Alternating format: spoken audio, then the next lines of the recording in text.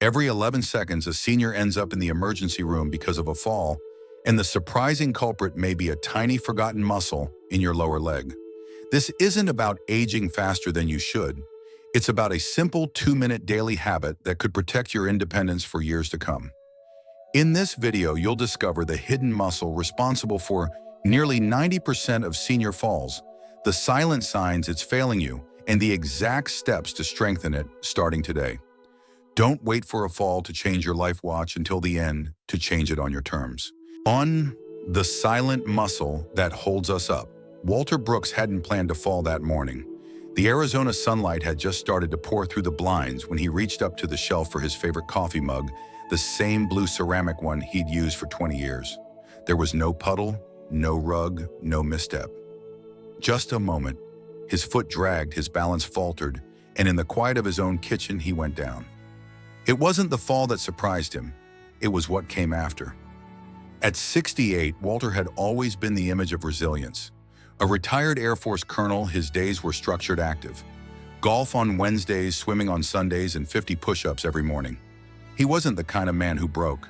And yet there he was, on the linoleum staring at the ceiling, his hip throbbing, his dignity bruised. The doctors were gentle. A hairline fracture, they said. Rest. Rehab. Maybe a walker for a while.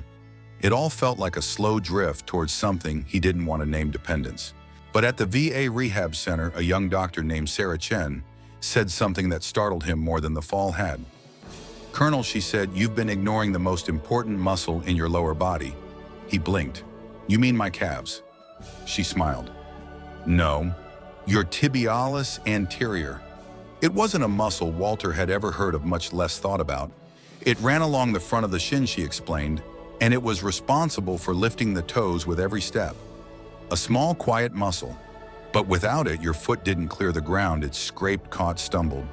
And in older adults, it weakened quickly. Quietly. He thought about it later that night, sitting on the edge of his bed, with a dull ache in his side. All the training he'd done, all the strength he'd preserved, and it was this neglected muscle, no bigger than a thick rope, that had brought him down. It felt almost metaphorical. The things we don't see often determine whether we stand or fall. Dr. Chen gave him a simple prescription: 2 minutes a day. Toe raises, heel walks, alphabet tracing with his foot. Small movements done slowly. Walter scoffed at first, but the alternative, a future of grab bars and quiet stumbles, was less appealing. So he did it, while brushing his teeth, while waiting for his coffee. 2 minutes every day. By week 4, something shifted. His steps felt surer. The hesitation at the curb, the careful crossing of the threshold, all of it began to ease. He found himself standing taller. Not just physically, but emotionally. It was as if some part of him, dulled by injury and aging, had been reawakened. And all it took was paying attention to something forgotten. As a doctor, I've seen many patients like Walter. But it's not just about the tibialis anterior. It's about what it represents, the overlooked things that quietly hold us up. The strength that doesn't shout, the discipline that comes in tiny doses. The body, like the spirit, often asks only that we care enough to notice. In old age, falls don't just happen in the body. They happen in confidence, in rhythm, and trust with oneself. And sometimes restoring balance starts not with grand changes, but with a simple lift of the toes. 2, the day we stop lifting our toes. There's a moment, and it doesn't always come with fanfare, when a person begins to shuffle. It starts quietly. A slight hesitation, stepping over the rug. A toe that grazes the edge of the threshold. A shorter stride while walking across the parking lot. No one around them notices. Not yet. But the body knows. The body always knows. I saw it in Walter again, months after his fall. Not in him this time, but in how he watched others. He had begun volunteering at the VA gym, gently guiding fellow veterans through the same exercises that had brought him back to balance. I watched him one morning as a man named Henry struggled with toe raises. Henry was proud too, proud to admit how much he feared falling again. But when he tried to lift his toes, the motion barely registered. Walter didn't correct him. He just sat beside him and said, "Takes time. Took me weeks." And then quietly they started together. It struck me how little attention we pay to these movements when we're younger. We think strength is in the big muscles, the ones that show up in mirrors and heavy lifts, in dramatic recoveries. But growing older teaches you otherwise. Strength in old age lives in precision, in the small, often ignored places, in balance, in reaction time, in muscles you don't even know you're losing until you start tripping over the edge of a rug you've crossed 1,000 times before. There's a term physical therapists use: foot drop. It sounds clinical, almost dismissive. But it's not. It's the slow decline of a muscle that forgets how to lift. And when the foot no longer lifts properly, the world becomes full of hazards. A garden hose becomes a trap, a raised tile a threat. Each step turns into a question. Walter used to joke that the scariest thing in his house wasn't his stairs, it was his hallway rug. But the truth behind the joke was sobering. Most seniors who fall don't fall from weakness. They fall from delay, a signal that didn't arrive in time, a toe that didn't quite clear the floor. And while they're blamed for being clumsy or forgetful, the root cause is often that silent muscle in the shin fading in strength while no one was paying attention. That's why Walter's 2-minute routine matters. Not because it's some miracle cure, but because it returns attention to the places we've ignored. It gives back control, not just of balance, but of confidence. There's a kind of grief that comes with losing trust in your body. The first time you stumble, you recover. The second time, you hesitate. By the third, you begin to doubt. But small daily movements done intentionally consistently offer something back. Not just physical stability, but dignity. I think of it now when I see patients shuffle. When they say it's nothing, just getting older, I think of Walter lifting his toes with focus, drawing invisible letters with his foot while watching the evening news. And I remind them, maybe the first thing we lose isn't strength, maybe it's attention. And maybe, just maybe, the path back to ourselves starts by lifting one toe off the ground. 3. Strength is quiet until it's gone. Not long ago, I visited a patient named Mrs. Hale, 82, bright-eyed, fiercely independent. She lived alone in a modest single-story home where everything had its place except her confidence. I don't fall, she told me, but I'm afraid of it every day. She wasn't weak in the traditional sense. She still cooked her own meals, swept the porch, watered the garden. But lately, she said she'd stopped stepping outside after dusk. She avoided uneven sidewalks. She chose her shoes not for comfort, but for grip. What changed a near fall 3 months earlier? She had tripped on the rubber lip of a welcome mat, didn't hit the ground, just caught herself on a doorknob. But something shifted inside her. It's like my legs betrayed me, she said quietly. Just for a second. But that was enough. That's the thing about strength, we assume it announces itself. But in old age, it speaks softly. It lives in moments when we don't fall, when we navigate a cracked sidewalk without thinking, when we reach for a shelf and trust our feet to stay planted. The tibialis anterior, that modest muscle running down the front of the shin, doesn't throb or flex or scream for attention. It just does its job, lifting the foot so that each step clears the earth. Until one day, it doesn't. I taught Mrs. Hale the same routine I'd seen change Walter's life. We practiced toe raises at the kitchen counter, heel walks along the hallway, alphabet tracing with her toes while seated in her recliner. I feel silly, she said at first, laughing, drawing letters with my feet like I'm back in grade school.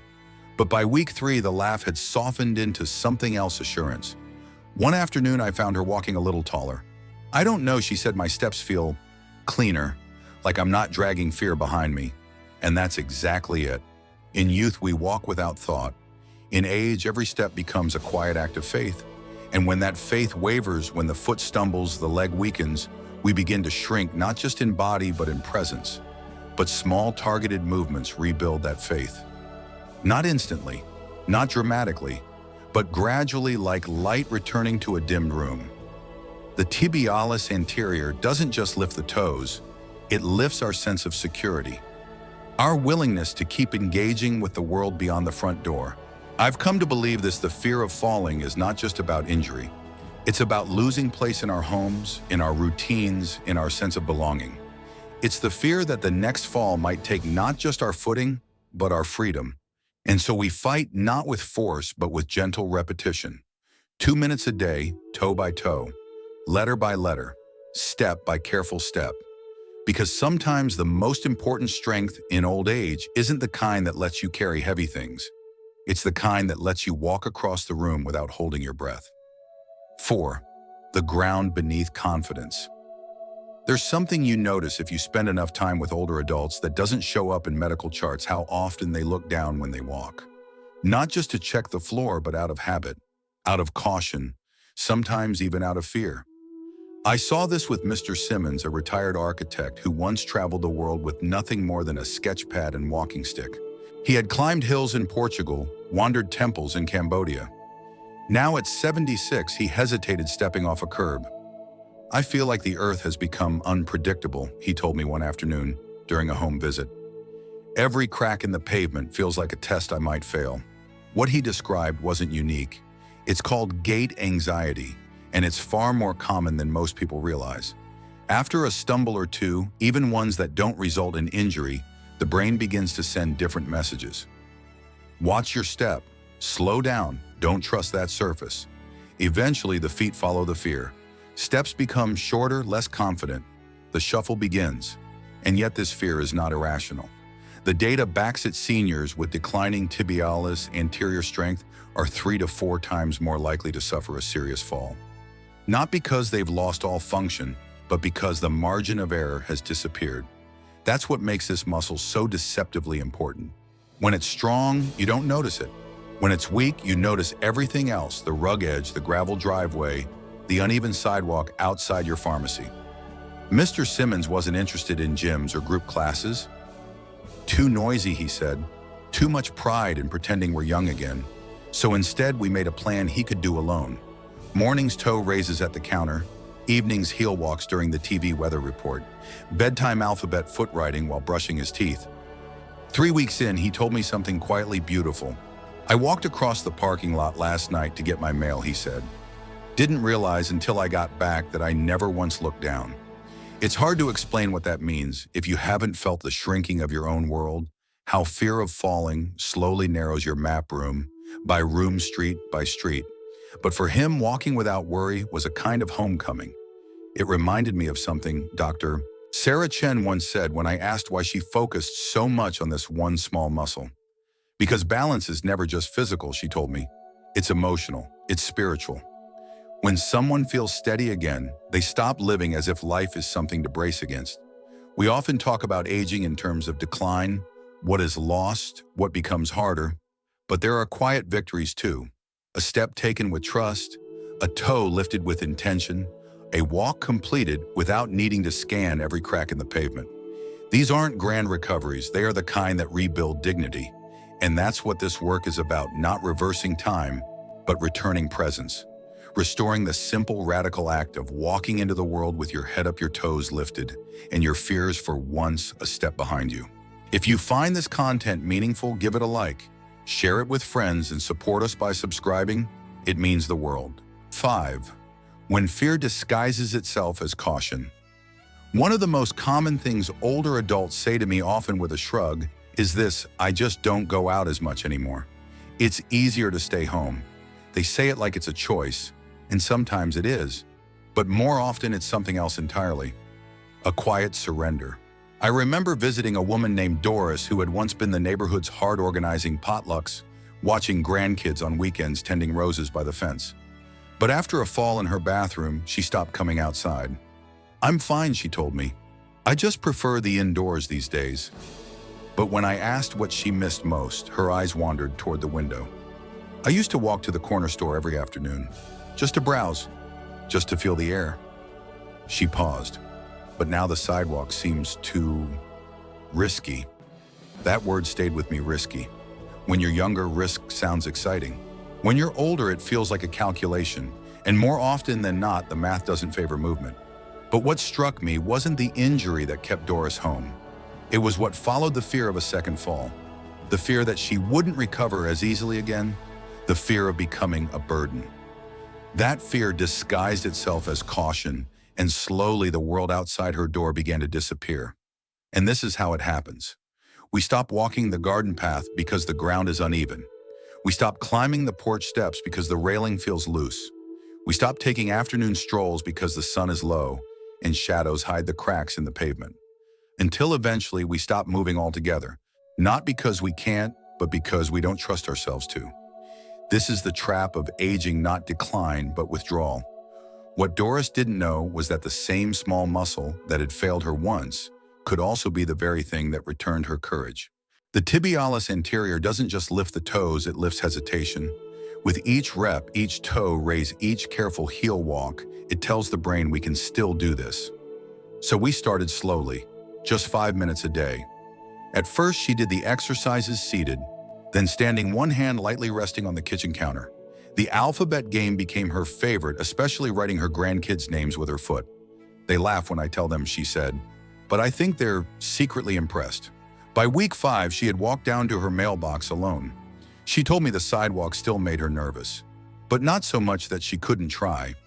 That's the thing, we often wait until we feel brave to act. But in older age, movement comes first. Courage follows. There is no single exercise that erases fear. But 2 minutes of intentional movement every day begins to shift something, not just in the legs, but in the self. What I've come to believe is this: people don't stop walking because they're old. They stop walking because they stop believing they can. And belief, like muscle, must be trained, gently, repeatedly, with patience, with love, one lifted toe at a time. 6. The muscle that quietly changes lives. Walter once told me that before his fall, he never gave much thought to the way he walked. You just move, he said. You don't think about the lifting, the balance, the catching of your foot mid-step. It just happens until it doesn't. That's the quiet betrayal of aging. Not a dramatic failure, but a slow dimming of things that once felt automatic. The body doesn't shout when it begins to forget, it whispers. A foot that scrapes instead of clears. A step that feels heavier than the last. A vague sense that the ground is a little closer than it used to be. But just as decline is gradual, so is renewal. What I've seen time and time again is how a person's world begins to expand again when they reclaim control over that one small muscle. When Walter returned to the golf course, not with a limp, but with steadiness, his friends noticed. Not just the improvement in his swing, but in his posture, his ease. You look like you're 10 years younger, one of them joked. But it wasn't about age. It was about assurance. That's what this work gives people, not youth, but something better: freedom. Doris, too, began venturing out more often. The corner store became her little ritual again. She even walked 2 blocks to a friend's house one afternoon, holding a pie in one hand, her balance in the other. And then there was Henry, a man who had almost given up on walking without his cane. After 8 weeks of daily practice, he told me, I don't just feel stronger. I feel like I remember how to be me again. That, to me, is the real miracle. Not the recovery of movement, but the recovery of self. We underestimate how deeply mobility ties into identity. To be able to walk across a room without fear is to say, I still belong here. To walk outside is to re-enter the world. To lift your toes is to lift your presence. So when people ask me why I care so much about the tibialis anterior, a muscle so small, so quiet that most doctors barely mention it, I tell them this: because I've seen what happens when it wakes up. I've seen men stop shuffling and start striding. I've seen women walk without their eyes glued to the ground. I've seen laughter return, not because pain is gone, but because trust has come back. And all of it, every step, begins with a simple decision to move intentionally for just 2 minutes a day. In the end, we don't teach people how to walk again. We remind them that they already know how. The body just needs practice. The mind needs permission. And the soul needs a reason. So if you're reading this and wondering whether it's too late, I hope you hear me clearly. It's not. Because the smallest muscle you've ignored your whole life might be the very one that saves it. Start with your toes. The rest will follow. 7. 2 minutes that protect a lifetime. I've lost count of how many patients have asked me, half joking and half hopeful, "Doctor, is there a magic pill that keeps us from falling?" And I always smile gently and say, not a pill, but there might be a habit. You see, after all the scans, the charts, the rehab reports, what consistently makes the most difference in an older adult's mobility isn't expensive equipment or complicated routines. It's something far simpler: consistency. 2 minutes every day, focused on one small but mighty muscle. The tibialis anterior doesn't ask for much. It doesn't need gym memberships or personal trainers. It just needs your attention. A few intentional movements, toe raises while brushing your teeth, heel, walks down the hallway tracing the alphabet with your foot before bed. 2 minutes, that's all. And yet those 2 minutes become something larger. They become a ritual not just of movement, but of ownership. A quiet act of saying, I'm still here. I'm still capable. I'm still in charge of how I meet the ground beneath me. I remember a man named Elias who had once been an engineer. He approached the exercises like a project, methodically, with careful logs and measurements. At first, it was just another task on his daily checklist, but something shifted by the second week. He told me it's no longer about the exercise. It's about the feeling afterward, the steadiness, the quiet confidence.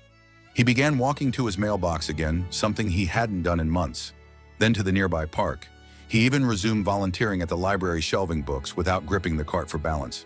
When I visited him later that month, he said something I won't forget. 2 minutes a day gave me back 20 years of peace. It's hard to quantify peace in medical terms. We don't have a unit of measurement for that, but you know it when you see it in the way someone moves without second-guessing, in how their shoulders sit higher, in the way they pause at a staircase, not to hesitate, but to breathe and go forward. And that's what those 2 minutes protect. Not just from falls, but from shrinking lives, from the slow, invisible erosion of confidence and courage. I won't pretend it works overnight. Some days you'll feel silly lifting your toes while the kettle boils. Some days you'll wonder if it's even making a difference. But the body remembers. The nervous system wakes up. The brain starts trusting the legs again. The steps become smoother, the corners less intimidating.